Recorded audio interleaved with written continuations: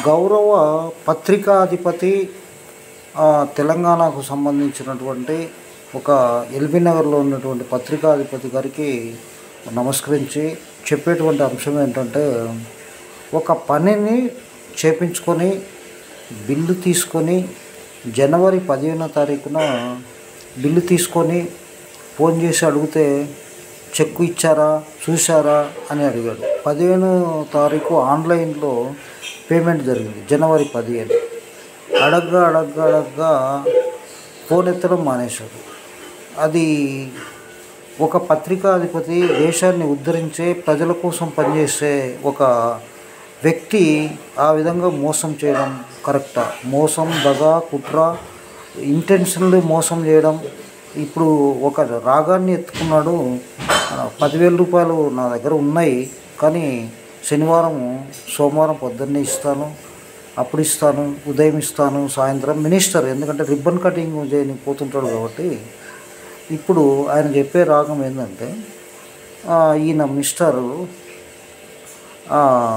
ఇంటికి తలుపులు తెచ్చుకున్నా అంటాడు. ఇంతకుముందేమో ఇదే 3 years బ్యాక్ ఒక వ్యక్తితోటి ఇదే విధంగా చెప్తే మా అమ్మకు జబ్బు చేసి, అరే బాబు నా కండ్లకు మందులకు ఖర్చులకు కోసం నేను పనిచేయాల్సింది వస్తుంది, దయచేసి ఈరా బాబు అంటే హింసించి డబ్బులు ఇవ్వకుండా ఇప్పుడు ఇస్తా ఏమకు వాని దగ్గర నేను కూలికి అడుక్కున్నట్టు ధర్మం డొనేషన్ ఏదో పిచ్చిగా వాడు ఫోన్ ఎత్తకుండా అవలా పనులు చేస్తా.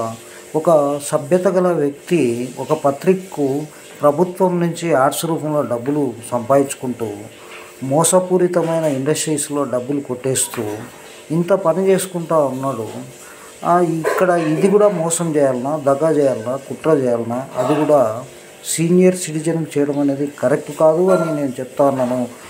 మీడియా మిత్రులకు కానీ అదేవిధంగా ఎన్జిఓ మిత్రులు కానీ చెప్పేది ఏంటంటే, మోసం, దగా, కుట్ర ఒకరిని ఒకడు పక్కన మోసం చేసుకొని వాడేం బాగుపడేది ఏం లేదు.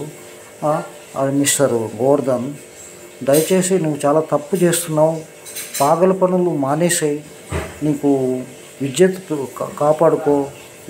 ఇది చూసిన వెంటనే గంటకు నాకు అమౌంట్ వేసాయి.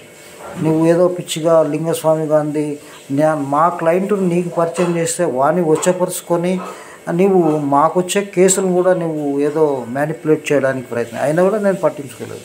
ఆనంద్ గాంధీ దగ్గర 5,000 ఇప్పిస్తే నువ్వు వాడుకొని వాడు వచ్చి లొల్లి చేస్తే వాడిని 5,000 నేను ఇచ్చాను రా బాబు, నీకు తెలియదేమో, మాట మీద ఉంటుంది. అదేవిధంగా రాజు దగ్గర 5,000 ఇప్పిస్తే అది వేసుకొని అటే పోయినావు. నువ్వేనా మనిషివా పశువా చెప్పు? మాట మీద మాటకు తీరుకు తేడా ఉంటుంది.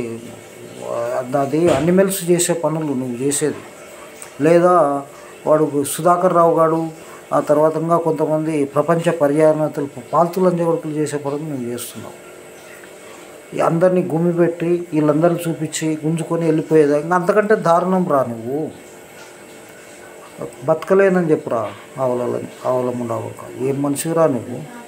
మనిషివా పశువా దున్నపోతావా గాడిదవా?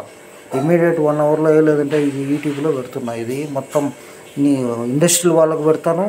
అదేవిధంగా నీ మిత్రులైనటువంటి ఎన్జిఓ మిత్రులు, పత్రికాధిపతులకు, TV5కు, అన్ని దాంట్లో కూడా నేను ఇస్తాను. నమస్తే, నా పేరు వై చెన్నకేశ్వరరెడ్డి, సామాజిక కార్యకర్త. Thank you very much.